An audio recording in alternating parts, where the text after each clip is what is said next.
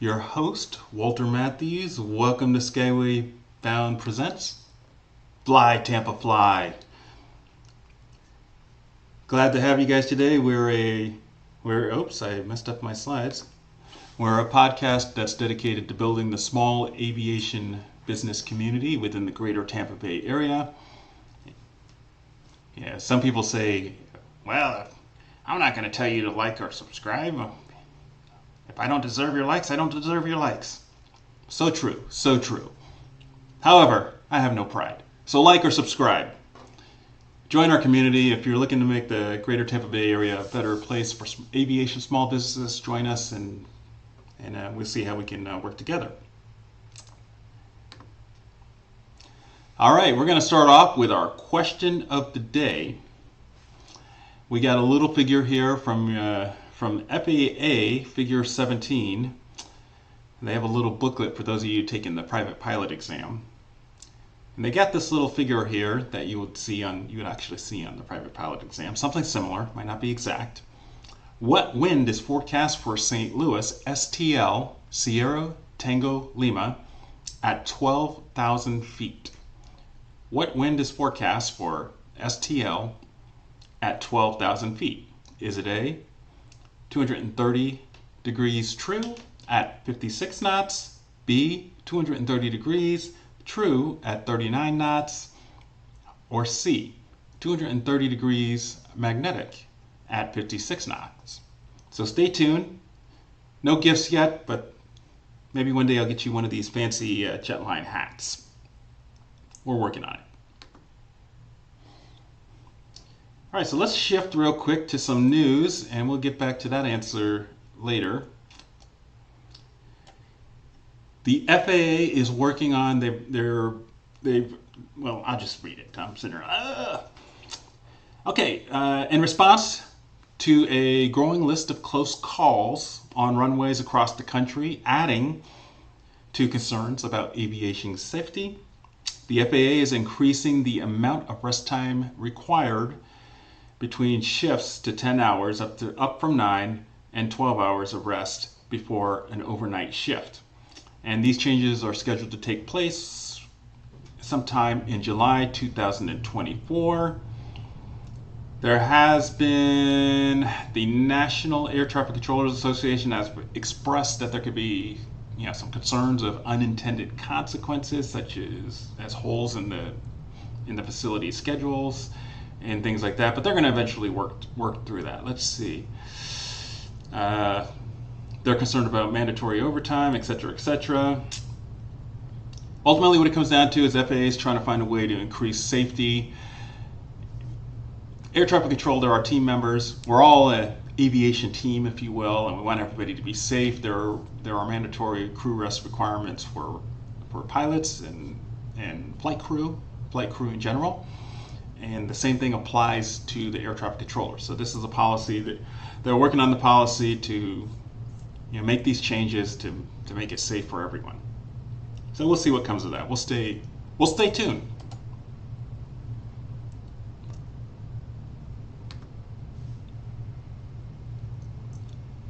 All right, if you're looking to get into the small world of business, and let's say you want to start some sort of charter company, Part 135.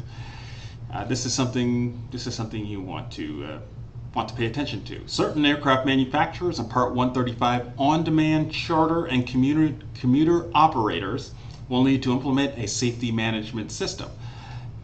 FAA final rules expanding FAR Part 5 requirements are on the way. Let's see. I think they've already issued them, and they apply to single pilot organizations. This includes Part 135 operators, air tour operators, Part 21 design or production certificate holders, Part 91 holders approved to conduct air tours that are required to implement an SMS. I already said air tour.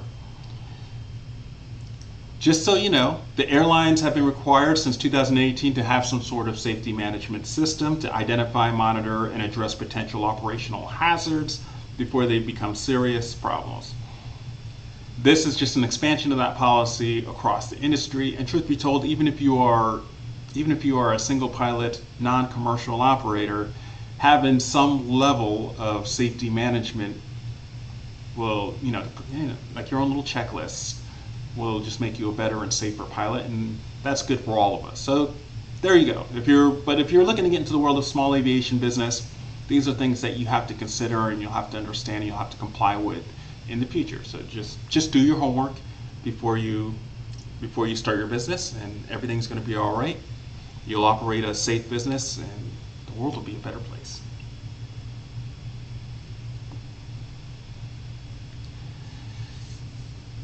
What a difference a decade makes. There is a GA boom, general aviation boom, with regards to statistics. Let's see what they say here.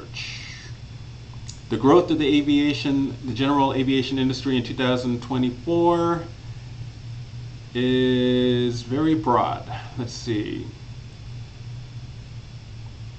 According to the annual FAA activity survey, instructional hours have increased by 71% from 2012 to 2022, far more than the overall growth of flying. A share of all hours flown, instructional hours have jumped from up 15.3% up to 23.7%, meaning nearly a quarter of all general aviation activity right now is flight training. Anyway, more people are flying in the world of general aviation. More people are training, and one of the reasons is that they see the opportunity, the potential to pursue a career to be a pilot. And why not? When you start seeing those six-figure numbers that they keep dangling on YouTube and on-site, on websites, various other places, people are highly incentivized to get into the world of aviation. And of course, when you're starting to learn, most of us learn Part 61, some sort of Part 61 or Part 141, and the base for most of us is general aviation. So no surprises there.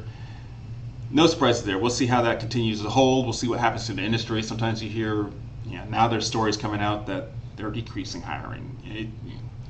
It's a cycle. It goes up and down. But this year, the story is there's people learning to fly, training to fly. And I'm 100% behind that. Let's move to the world of eVTOLs, electric vertical takeoff and landing industry. A company, Embraer, they have a spin-off, Eve Air Mobility. They're developing electric air taxi aircraft in their Melbourne headquarters within Florida. So I put this slide in here just to highlight what's happening within the state of Florida with regards to electric vertical takeoff and landing aircraft. If you're looking to start something, if you're looking to get into that world, maybe if you're looking for a job, reach out to Embraer. But if you're looking to start something, I just kind of want you to see where the industry is going, and hopefully you'll be able to find your niche. There's plenty of opportunities. It's $1 billion plus industry, or they're predicting it to be $1 billion plus industry. So the opportunities are out there and they are growing. And of course, we just use these slides to kind of highlight that for you and just kind of encourage you to get started on whatever you're trying to accomplish within the world of aviation. Well, it doesn't have to be eVTOLs, but there's all sorts of things. Just get started on something. All right, a little local St. Pete-Clearwater news. The St. Pete-Clearwater Airport, they're expanding. Let's see what we have here. Officials have secured funding to complete a $110 million terminal expansion. They expect to accommodate 1 million new passengers. And let's see when they are expecting this to be done. Let's see, they found 2024. I don't think they have a time frame yet. So I put that in there. Those of you who are looking to get into some sort of kind of government contracting, these kind of opportunities exist for you. So if you have some sort of expertise in building something and doing things like this, the opportunities, once again, the opportunities exist. And this is at the state and local level. A lot of times people think federal government contracts, but state and local level, the opportunities to get into the world of aviation exist as well. And they're not going away anytime soon. So that's one of the reasons that I talked about the St. Pete-Clearwater Airport expansion. It affects general aviation, which is kind of our focus here. So good. All right, a while ago, we talked about, we did a brief story about the eVTOL demonstration at Tampa International Airport. Well, recently, Tampa International Airport, they hosted a statewide discussion on the future of advanced air mobility. And they just brought in a bunch of transportation leaders from across the state. Why is this important to you? Once again, if you're looking to get into the world of aviation, there's a lot of things, a lot of discussions, a lot of decisions, and a lot of money that needs to be applied to the situation. You could be a part of that. So just keep that in mind. If you're looking for opportunities, I just want to encourage you to keep looking, keep trying, keep networking, try to get out to these business events to network and get to know people, see where you can fit within the growing aviation industry, within the Greater Tampa Bay area. It can happen. And that's one thing I've been working on. This is part of that, but it can happen. So that's what's happening with regards to Tampa International Airport and the world of eVTOLs and advanced air mobility. Oh, here's a cool story. This one has to do with drones. See, it's not just about people flying in aircraft. It's also drones. Tampa General Hospital has started a drone program that's going to deliver emergency equipment to 911 callers. I love this story. They've introduced a first-of-its-kind drone program to deliver life-saving emergency response equipment to 911 callers. And this is being done in collaboration with Manatee County and a company called Archer First Response System. The program aims to accelerate response times for health-related emergencies, hence 911. Each drone is loaded with an AED for cardiac arrest, Narcan for an overdose, and a tourniquet for trauma. And I put a picture up there. I don't think that's the exact one that they're using at Tampa General Hospital, but that's the picture I got from the company Archer First Response System. And it will be something similar. I think they had a different picture, and I wasn't sure. I didn't know who to attribute it to, but it's going to look something like that. It's really cool. So we're starting to see drone delivery. We did a story a while ago about the Walmart. I think it was Walmart and Target, maybe, drone deliveries within so many miles of certain stores, I think out in the Brandon area. Here's some other notes with regards to this emergency equipment. They're doing it in the rural areas because sometimes those are places where time delays are caused by the distance. So having the drones go out there, those drones can go straight point to point. And they can get, when time is of the essence, that is the beauty of technology. Technology can really help us. Technology is good. I'm a big fan of technology. But getting these drones, sending life-saving materials to people that are in need much quicker than an ambulance driving on a road. Eventually, hopefully, we'll get there. But you can get the stuff that people need right away and talk them through it with the 911 operator, which is what they talk about here. And they potentially save more lives. The drone service that's going to be used for the emergency deliveries, it's called a Free Fly Systems Alta X, that's the name of it. It's going to serve a 3.5 square mile area of coverage from the Manatee County EMS Lakewood Branch Station. And the goal is to expand the coverage to 35 square miles and 24/7 coverage, pending approval from the FAA. So a lot of pieces still need to come together to expand it, but they got a little pilot program, pun intended, pilot program to get it going and potentially save a lot of lives. So this is happening. The world of drones, the world of electric vertical takeoff and landing, piloted with people in them, aircraft is happening. These are great opportunities for you if you're looking to get in the world of aviation, small business. And then of course there are things outside of aircraft. There's things that have to be built that are put inside the aircraft. So there's a lot of opportunity. I just encourage you to get out there and look for it and try to find your niche within the industry.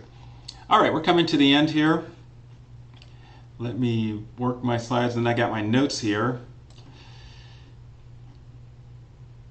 Here we go.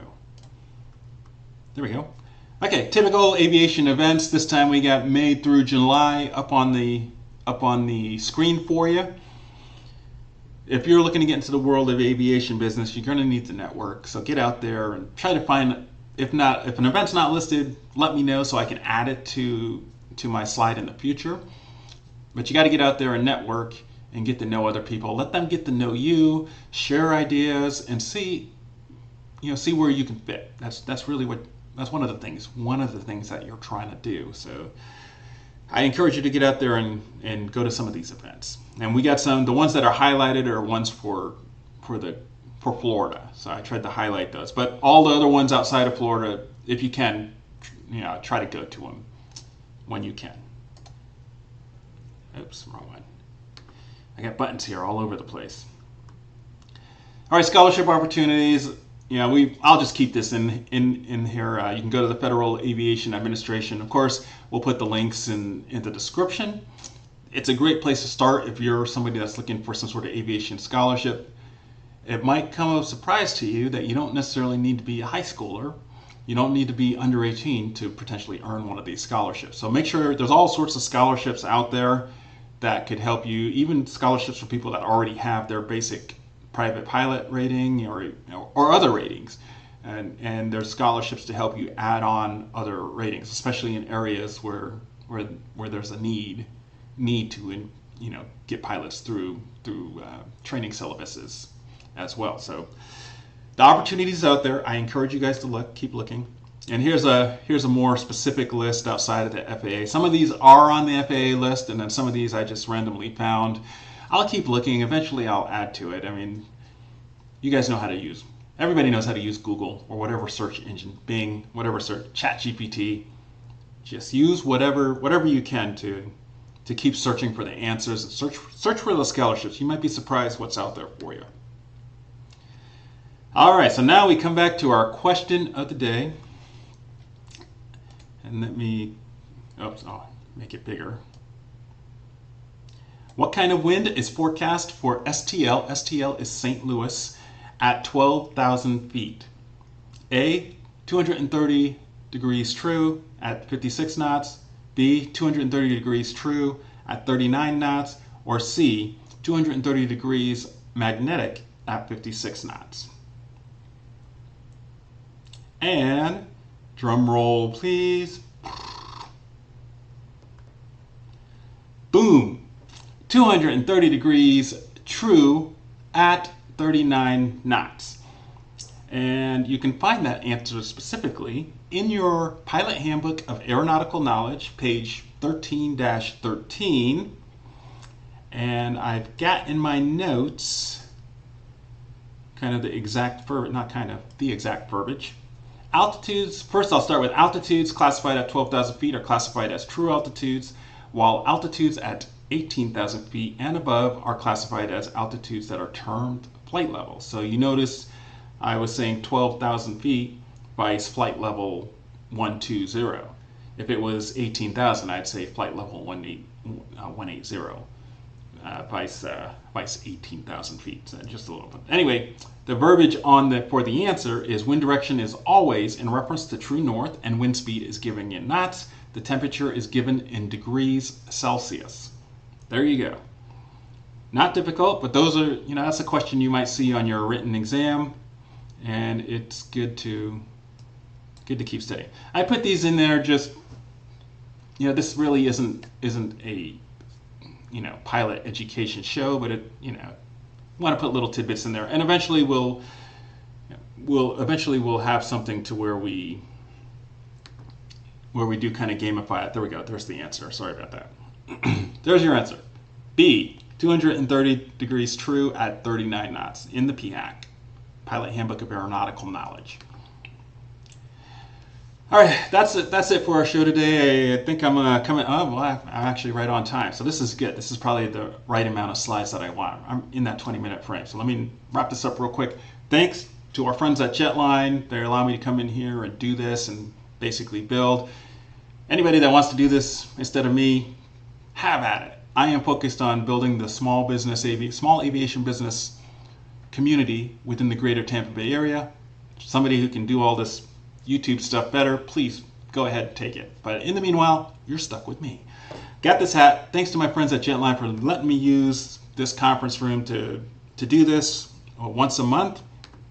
And if you have any questions with regards to flight simulation, please reach out to them. They want to answer all your questions, and they have all sorts of games. They sell Virtual flight control products, which are very, very high quality, very, very sturdy, and then they can help you figure out what kind of machines, what kind of PCs and flight controls that you might want to purchase for your, if you're looking to buy a flight simulator or flight simulator gear. Also, thanks to my other friends and sponsors, the Mind My PC. If you're starting a small business and you don't want to do everything because, well, you can't. My friends at Mind My PC, they're there for you. They can be your outsourced cybersecurity and IT solution. If you're really serious about building a small business and building beyond yourself, you're not looking to hire a job, you're going to need people to help you do other things. You can't do it all. Let these guys help you. Let them help you protect your basically your digital infrastructure. It's very important. You can't do it all. You can't be everywhere at once. Why would you try to be? Do what you're good at. Give the cybersecurity and IT to my friends at Mind My PC. Just do it. And then, as always, if you're looking for flight instruction in the local Tampa Bay area, or you just want to talk aviation and small aviation business, reach out to me and let's connect. Let's see how we can get you from point A to point B. I love to talk about all things aviation, especially with regards to the Greater Tampa Bay area. All right, my friends, that is it. That is it for this month. I am working on increasing the frequency. I'm not there yet, so doing this is creating the process for my small aviation business. This is all part of the process. This is all going to be part of my aviation small business ecosystem, if you will. I don't have many followers, subscribers, but I'm okay with that because I'm still honing and learning and growing, and every time I do this, I'm improving.